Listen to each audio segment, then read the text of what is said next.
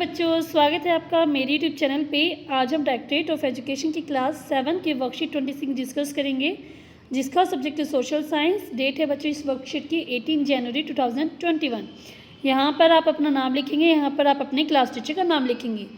तो वर्कशीट को स्टार्ट करने से पहले आप सबसे मेरी रिक्वेस्ट है कि प्लीज़ आप मेरे चैनल ऋषभ कंप्यूटर क्लासेस को सब्सक्राइब कर दें प्यारे बच्चों, ताकि जब भी मैं नई वर्कशीट डालूँ का सोल्यूशन डालूँ उसका नोटिफिकेशन आपको साथ के साथ मिल जाए बच्चों। तो सब्सक्राइब करना ना भूलें। तो देखते हैं आज की वर्कशीट। आज की वर्कशीट में हम क्या पढ़ेंगे, मुगल एम्पायर के बारे में। तो मुगल एम्पायर हमने लास्ट वर्कशीट में भी पढ़ चुके हैं, पिछले वर्कशीट, तो आज हम उसको आगे कंटिन्यू कर रहे हैं। तो dear children, in the last few worksheet we have learn about the major Mughal empire and their major campaign and event during their tenure. तो जो पिछली वर्कशीट हम पढ़ चुके हैं मुगल एम्पायर के बारे में, उसमें हमने क्या पढ़ा था, मुगल एम्पायर के बारे में पढ़ा था, उनके क्या क्या कैंपेन थे और उनके कार्यकाल के दौरान क्या उन्होंने इवेंट्स की थी, वो सब हम पिछली वर्कशीट में पढ़ चुके हैं। टेन्योर क्या होता है, कार्यकाल। Let's now collect some information about their administrative policy. आज हम उनकी एडमिनिस्ट्रेटिव पॉलिसी के बारे में पढ़ेंगे। Initially the Mughals campaigned relentlessly against the rulers who refuse to accept their power.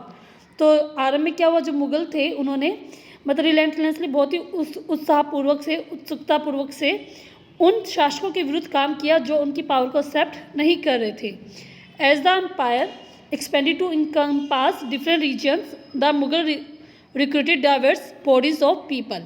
तो जैसे जैसे उनका एम्पायर जो है विस्तृत होने लगा, विस्तार होने लगा, तो उन्होंने क्या किया, जो डाइवर्स मतलब अलग अलग जगह से अलग अलग प्रकार के जो लोग थे, अलग अलग धर्म के जो लोग थे, उनको अपने साम्राज्य में रिक्रूट करना स्टार्ट कर दिया। From a small nucleus of Turkish nobles Turani they expanded to include Irani, Indian, Muslim, Afghan, Rajput, Maratha and other group. तो स्टार्टिंग में क्या था, सिर्फ उनकी जो शासक राज्य था उसमें सिर्फ तुर्किश लोग थे, लेकिन बाद में क्या होता, उन्होंने बाकी जो लोग थे उनको भी अपने राज्य में शामिल करना स्टार्ट कर दिया।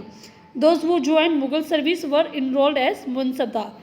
और जो लोग मुगल सर्विस को ज्वाइन कर लेते थे उनको क्या बोला जाता था, मनसबदार बोला जाता था। ठीक है, अब आगे पढ़ते हैं। मनसबदार की डेफिनेशन क्या है। The term mansabdar refers to an individual who hold a mansab meaning a position or rank. तो मनसबदार क्या था, वो व्यक्ति था जिसके पास एक मनसब होता था। मनसब का मतलब क्या है, किसी के पास जो पोजीशन या रैंक हो उसको बोलते थे मनसबदार। ठीक है, it was a grading system used by Mughal to fix rank, salary and military responsibility. तो वहाँ पे क्या था, एक रैंकिंग सिस्टम था, ग्रेडिंग सिस्टम था, जिसके हिसाब से उनकी रैंक डिसाइड की जाती थी, सैलरी डिसाइड की जाती थी, और जो उनकी मिलिट्री रिस्पॉन्सिबिलिटी मिली होती थी, किसको ज़्यादा रिस्पॉन्सिबिलिटी, कौन हायर पोस्ट पे होगा, वो सब इनकी ग्रेडिंग सिस्टम के अकॉर्डिंग डिसाइड किया जाता था। Rank and salary were determined by A numerical value called जात। जो रैंक और सैलरी थी वो किस हिसाब से डिटरमाइन की जाती थी, वो एक वर्ड था जात, न्यूमेरिकल वैल्यू थी जात, उसके हिसाब से डिसाइड किया जाता था कि इसमें क्या था कि जो हायर द जात, जितनी ज़्यादा जात होंगी, the more prestigious was the noble position in the court and larger his salary. तो जितनी ज़्यादा जात की वैल्यू होगी उतनी ही उसकी जो कोर्ट था उसमें उसकी पोजीशन अच्छी होगी, उतनी उसकी हायर पोजीशन होगी और उसकी सैलरी भी ज़्यादा होगी। Nobles with a zat of 5000 were rank higher than those of 1000। तो अगर 5000 जात है तो उसकी जो रैंक होगी 1000 जात वाले से ज़्यादा होगी। ठीक है, आगे देखते हैं इसमें। The mansabdar military responsibility required him to maintain a specific number of sawar और कावलरीमैन। जो मिलिट्री मनसबदार की जो मिलिट्री रिस्पॉन्सिबिलिटी थी उसमें क्या था कि उसे जो उसको सवार मिलते थे स्पेसिफिक नंबर, उस और कावलरीमैन तक घुड़सवार मिलते थे, उसको मेंटेन करना होता था। ठीक है, आगे देखते हैं इसमें। The mansabdar brought his cavalrymen for review, got them registered their horses branded and then receive money to pay them as salary। जो मनसबदार थे वो अपने घुड़सवार को रिव्यू कराते थे, उनको रजिस्टर कराते थे और उनके जो हॉर्स थे उसको ब्रांडेड कराते थे, तभी जाके उन्हें अपनी सैलरी मिल पाती थी। मतलब ये सब करने के बाद ही वो अपने जो उनके जो कैवलरी मैन थे उनको वो सैलरी दे पाते थे, क्योंकि उनको क्या था, ये सारे काम करने होते थे।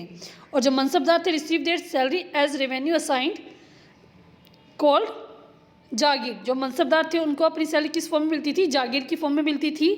विच वर समवट लाइक इक्ता, जो कि इक्ता के समान थी, but unlike muqtis most mansabdar did not actually reside in or administrator there जागीर। लेकिन मुक्ति की तरह वो क्या थे मनसबदार, वो अपने जो उनको जागीर मिली होती, जो जगह जिसमें वो राज्य करते थे, वो उसमें वो रहते नहीं थे। They only had right to the revenue of their assignment which was collected for them by their servant. मतलब क्या कि वो वहाँ पे रहते नहीं थे, लेकिन जो उनके जो रेवेन्यू थे वो कौन कलेक्ट करते थे, जो उनके सर्वेंट थे वो कलेक्ट कर लेते थे। और जो मनसबदार थे वो अपने आप को मतलब दूसरे जो कंट्री के दूसरे पार्ट में उसमें वो सेवा करते थे, ठीक है। लेकिन वो क्या मुक्तिस की तरह काम नहीं करते थे, कि वो क्या करते थे वहीं पर रह के काम करते। लेकिन जो मनसबदार थे वो वहाँ पर काम ना करके अपने सर्वेंट से टैक्स वगैरह वसूल कराते थे और खुद वो दूसरे पार्ट में रहते थे, ठीक है। अब हम करते हैं इन अकबर रीजन और इन औरंगजेब रीजन में क्या क्या डिफरेंस था। तो फर्स्ट है there are 29 mansabdar with the rank of 5000 zat. तो अकबर के रीजन में क्या था कि 29 मनसबदार थे 5000 जात के ऊपर। लेकिन इसमें क्या था, the number of mansabdar with the rank of 5000 जात हैड इंक्रीज टू 79। तो इसमें मनसबदार थे हमारे 79 और इसमें थे 29। 5000 दोनों की जात सेम है, लेकिन मनसबदार में डिफरेंस है। नेक्स्ट है these jagirs were carefully assess so that their revenue were रफली equal to the their salary of mansabdar. तो इसमें जो जागीर थी उसको बहुत अच्छे से असेस किया जाता, अच्छे से काउंट किया जाता था, क्योंकि जो उनसे रेवेन्यू मिलता था वो इक्वल होता था जितनी मनसबदार की सैलरी होती थी। और इसमें क्या था औरंगजेब के रीजन में, the actual revenue collected was often less than the granted sum. जो रेवेन्यू कलेक्ट किया जाता था वो आमतौर पर ग्रांटेड सम से कम ही होता था। There were also huge increase in the number of mansabdar. तो इसमें क्या था मनसबदार में बहुत ज़्यादा इंक्रीज हो गया था, क्योंकि देखो यहाँ पे 79 थे तो नंबर मनसबदार क्या ज़्यादा हो गए थे, which mean they long wait before they received a jagir. तो उनको बहुत लंबा वेट करना पड़ता था जब तक उन्हें जागीर मिलती थी। These and other factor created a shortage in the number of jagir. इसकी वजह से क्या था, जागीर में शॉर्टेज आना स्टार्ट हो गई थी। As a result many jagirdar try to extract as much revenue as possible while they had a jagir. तो इसलिए जो जागीरदार थे वो जिस भी जागीर में उनको राज मिलता था वो उस जागीर से ज़्यादा रेवेन्यू कलेक्ट करने की कोशिश करते थे, क्योंकि क्या था वो जागीर चेंज होती रहती थी। तो उसने सोचते जितना लूटना है वो लूट लेते थे। Aurangzeb was unable to control this development in the last year of his reign and the peasantry therefore suffered tremendously. तो औरंगजेब ने क्या किया, अंतिम के दिनों में वो अपने इस शासन को संभालने में मुश्किल हो गई थी उसको। इसी वजह से जो किसान थे, पीजेंट्री मतलब किसान, उसको बहुत ज़्यादा सफ़र करना पड़ा, क्योंकि वो सारा जो जागीर थे वो किसी लेते थे, जो पैसा था वो सभी किसी लेते थे, किसानों से ही लेते थे। इसलिए किसानों को बहुत ज़्यादा मुसीबतों का सामना करना पड़ता था, ठीक है बच्चों। अब हम करते हैं इस वर्कशीट के क्वेश्चन आंसर। तो फर्स्ट है what was the relationship between mansabdar and jagir. Mansabdar और जागीर में क्या रिलेशनशिप था, तो पहले हम बता देते मनसबदार क्या थे। मनसबदार आर द पीपल वो ज्वाइन मुगल सर्विस। मनसबदार कौन थे, जो मुगल सर्विस को ज्वाइन करते थे। एंड जागीर क्या थी, jagir were the salary of the mansabdar in the form of revenue assignment. और जागीर क्या थी, वो सैलरी थी एक टाइप की मनसबदारों की, जो कि उन्हें रेवेन्यू असाइनमेंट की फॉर्म में मिलती थी। इट मीन्स क्या है, mansabdar receive jagir as their salary, hence mansabdar depend upon jagir for their livelihood. तो इट मीन्स क्या, मनसबदार को जागीर की फॉर्म में अपनी सैलरी मिली थी, इस प्रकार वो जागीर पे डिपेंड थे बच्चों। तो ये आपका फर्स्ट क्वेश्चन का आंसर हो जाएगा। नेक्स्ट क्वेश्चन देखते हैं, why was it not only important for the Mughals to recruit mansabdar from diverse background and not just Turani and Irani. तो इट मीन्स क्या कि उन्होंने तुरानी और ईरानी के अलावा दूसरे लोगों को क्यों रिक्रूट किया था। तो देखते हैं, the Mughal empire expanded to different reason, hence it was important for the Mughal to recruit diverse body of people in order to make people comfortable with them। तो जो मुगल एम्पायर था वो एक्सपेंड हो रहा था, अलग अलग रीज़न उसमें कंबाइन होते जा रहे थे। इसलिए मुगल एम्पायर को क्या था, मुगलों के लिए जरूरी था कि वो अलग अलग धर्म के अलग अलग लोगों को अपने साम्राज्य में रिक्रूट करें, ताकि जो लोग हैं जैसे अगर ईरानी के लोग हैं तो ईरानी से वो कंफर्टेबल हो जाते हैं, ठीक है। तो इसलिए उन्होंने दूसरे लोगों को भी अपने साम्राज्य में ऐड करना स्टार्ट कर दिया। Apart from Turani and Irani, now there were mansabdar from Indian Muslim, Afghan, Rajput, Maratha and other group. इसी कारण उन्होंने दूसरे धर्मों के या दूसरे लोगों को भी अपने जो मुगल एम्पायर में उसमें रिक्रूट करना स्टार्ट कर दिया था। आपका क्वेश्चन नंबर 2 का आंसर है बच्चों। नेक्स्ट क्वेश्चन देखते हैं हम। नेक्स्ट क्वेश्चन यानी कि लास्ट क्वेश्चन है if Jat determine A mansabdar rank and salary what did सवार इंडिकेट। तो सवार का हमें मीनिंग बताया था कि सवार क्या मतलब था सवार का। तो सवार का मतलब हम देख लेते हैं।